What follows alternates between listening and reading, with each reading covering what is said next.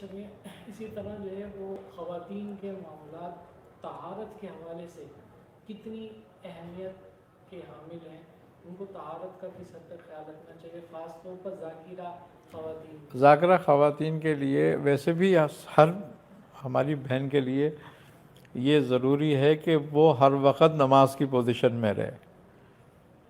اس کو ہر وقت ایسا طاہر ہونا چاہیے کہ کبھی بھی وہ نماز پڑھ سکے وضو کر کے. تو یہ ذکر کے لیے بھی طہارت ضروری ہے اور یہ نمازوں کے لیے بھی طہارت ضروری ہے. واللہ یحب المطہرین، اللہ طہارت کرنے والوں کو پسند کرتا ہے. بس کھانے پینے کے معاملات بھی چونکہ خواتین کے ہی ہاتھوں میں ہوتے ہیں، تو اب وہ جس ترتیب و طریقے سے بنائیں گی تو اس کے اثرات بھی گھر والوں پر ویسے ہی ہوں گے. ہماری بہنوں کو چاہیے کہ کھانا پکانے کے لیے وضو ضرور کریں اور باوضو کھانا پکائیں، جس سے کھانے میں برکت بھی ہوتی ہے، کھانے میں لذت بھی ہوتی ہے. کھانے میں 2 افراد کا کھانا بھی 4 افراد کھا سکتے ہیں. اللہ تعالیٰ اس میں برکت دے دیتا ہے. اور جتنی خوبی کی بات یہ ہے کہ اگر عورت وضو کر کے روٹی پکاتی ہے، کھانا پکاتی ہے، تو میاں بیوی اور بچوں میں یہ محبت پیدا ہوتی ہے. اس کے ذریعے شوہر بیوی کی طرف رغبت کرتا ہے، اس سے محبت رکھنے لگتا ہے. بچے جو ہیں ماں باپ کے فرما بردار ہو جاتے ہیں.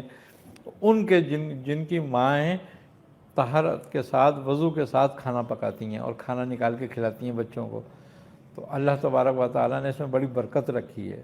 طہارت میں بڑی برکت ہے. چلیے آخر میں کچھ جو ہے وہ چونکہ مسائل خواتین کے ساتھ رہتے ہیں، اس کا روحانی حل بھی ارشاد فرما دے. میاں بیوی کے درمیان اکثر ناچاکی رہتی ہے، تو اس کا روحانی حل بھی ارشاد فرما دے. ایک تو یہ بات ہے کہ اگر ناچاکی ہے تو پہلے عورت اپنے رویے پہ یا اپنے شوہر کے رویے پہ نظر کرے کہ کیوں ناراض رہتا ہے وہ، تو اپنے معاملات کو پہلے درست کرے اس سمت میں جس سمت میں ناراض رہ رہا ہے اس سے شوہر اس کا. دوسری بات یہ ہے کہ اگر وہ یہ محسوس کرتی ہے کہ میری کہیں کوئی کوتاہی نہیں ہے، کہیں کوئی خامی نہیں ہے، مگر میرا شوہر پھر بھی مجھ سے الگ رہتا ہے، محبت نہیں کرتا، دور رہ رہا ہے، یا ڈانٹ ڈپٹ غصہ کرتا رہتا ہے، تو اس کے لیے بہترین چیز ہے جو قرآن شریف پڑھی ہوئی ہے، وہ سورہ انفال کی آیت نمبر 63 کو 11 مرتبہ پڑھ کے پانی یا چینی پہ دم کر کے اپنے شوہر کو روز پڑھ کے اور پانی یا چینی پہ دم کر کے پلایا کریں. کپڑوں کی استری وغیرہ کرتی ہیں، جو کام کاج کرتی ہیں جس میں خاص طور پہ مرد کے کپڑوں پہ استری ہو رہی ہو، تو استری کرتے وقت پڑتی رہیں اور کپڑوں پہ دم کر کے اپنے شوہر کو پہنائیں. تو اس میں میاں بیویوں کے لیے بہت محبت پیدا ہوتی ہے اور شوہر جو ہے بیوی سے بہت رغبت کرنے لگتا ہے اور اس سے محبت کرنے لگتا ہے، اور وہ اس کے ساتھ پھر اس کی بے عزتی کرنا یا اس کے ساتھ زیادتی کرنا چھوڑ دیتا ہے. اسی طرح میں خواتین میں اکثر جادو جنات کے معاملات زیادہ رہتے ہیں، خاص طور پر حاضروں وغیرہ کے. تو کوئی ایسا عمل تعلیم فرمائے کہ جن سے خواتین جادو سے بھی محفوظ رہیں اور جنات وغیرہ کے اثرات جو بہنیں قرآن شریف پڑھی ہیں وہ ہر نماز کے بعد آیت الکرسی چاروں کل 3 دفعہ پڑھ لیا کریں. اگر 3 دفعہ کا ٹائم نہ ہو تو 1 دفعہ پڑھ لیں کم سے کم، لیکن اپنا معمول بنا لیں اس کو. تو یہ جادو جنات آصب اثرات نظر بد سب سے محفوظ کر دیتا ہے یہ چیز.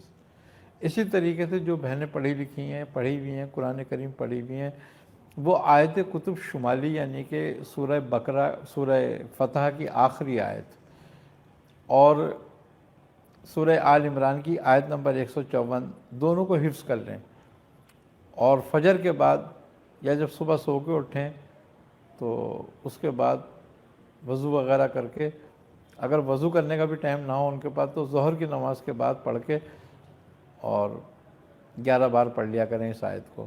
اور اسی طرح عصر کے بعد آیت کتب شمالی کو 11 بار پڑھ لیں جو سورہ بقرہ کی آیت نمبر 154 ہے.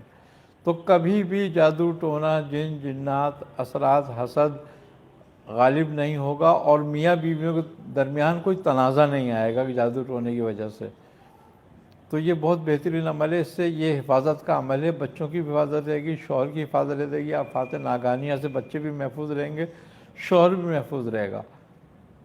تو یہ عمل بہت لاجواب ہے ان کے لیے اگر کریں جن تو. بچوں کو میں نظر بد لگتی ہے اور اکثر خواتین پریشان ہو جاتی ہیں، اس کے لیے بھی نظر بد کے لیے بہترین عمل ہے آیت الکرسی چاروں کل پڑھ کے اور ایک انڈے پہ دم کر کے بچے پہ سے اتار کے اور کہیں جھاڑی وغیرہ کہیں کونے کھانچوں میں ڈلوا دیں، توڑ دیں، تو بچے کی نظر اتر جاتی ہے. اسی طرح ایک لال مرچ لے لیں سرخ، اور اس پہ آیت الکرسی چاروں کل پڑھ کے بچے پہ سے 21 بار اتار کے آگ میں جلا دیں تو بچے پہ سے نظر اتر جاتی ہے۔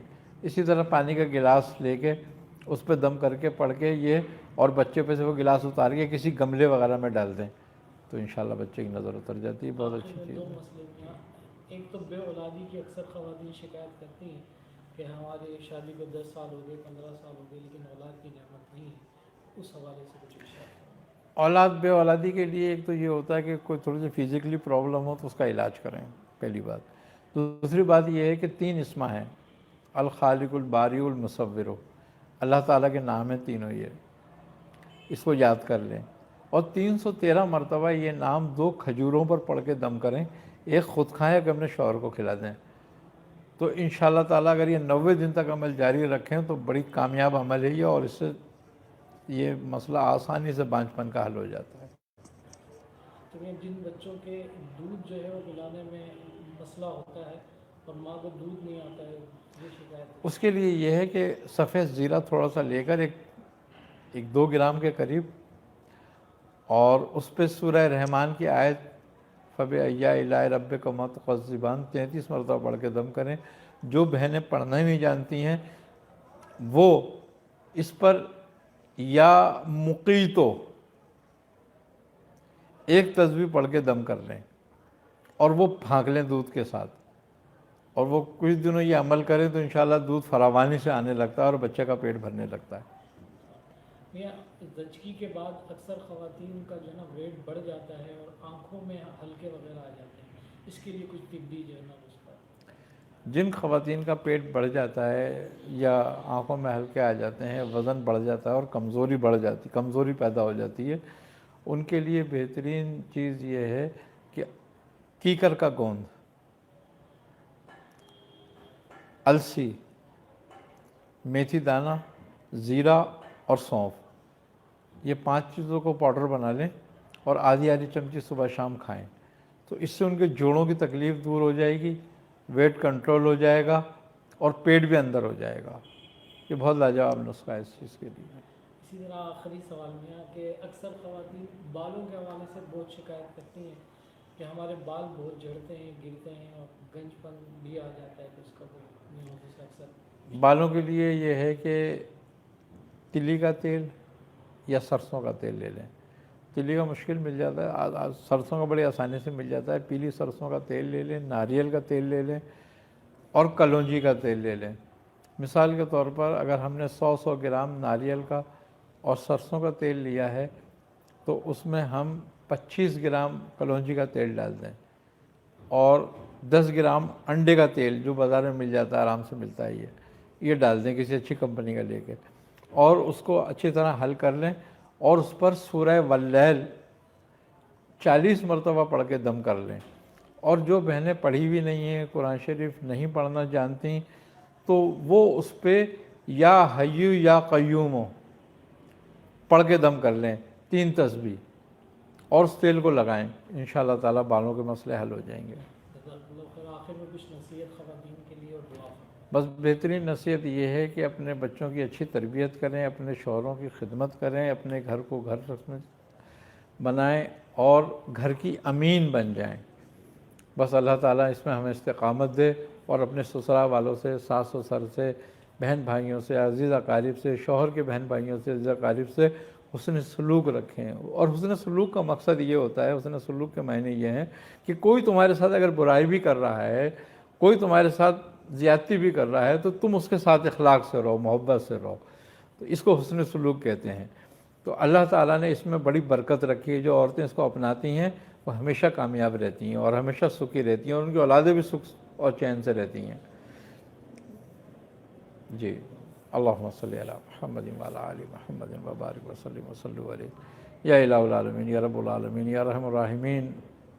ہماری دعاؤں کو اپنی بارگاہ میں قبول فرما، اور یا الہ العالمین جو ہم نے اپنی بہن بیٹیوں اور ماؤں کے لیے جو نصیحت کی ہے، جو بات کی ہے، یا الہ العالمین ان کو اس پر عمل کرنے کی توفیق عطا فرما۔ یا الہ العالمین ان کو ہر طرح کی خیر و برکتیں عطا فرما۔ یا الہ العالمین ہر طرح کی خوشیاں نصیب فرما۔ یا الہ العالمین ان کو صاحب ایمان رکھ، صاحب اولاد کر۔ یا الہ العالمین اپنے حبیب صلی اللہ علیہ وسلم کو صدقہ طفیل میں ان سب بہنوں کو صاحب نصیب کر۔